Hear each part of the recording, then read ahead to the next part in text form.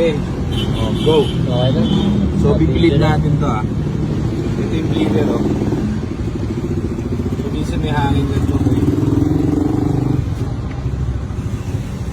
Padali nyo pa sa mga mechanic, sayang ng pera nyo. Bleed nyo na lang. May hangin na yun. Alaw na. Alas 2. Alas 3. Pakikal lang. Alauna. Alas 2. Alas 3. Walang hangin. Ayun. May hangin.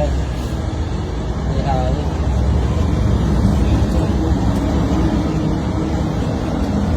Pakita pa nga na. May init to. Eto, lagyan mo ako nito. Papasok ako. Oh, init. Ang init. Ang sakit-sakit. Start. So yan, nag-bleed na natin. Oh, yun yung degree niya.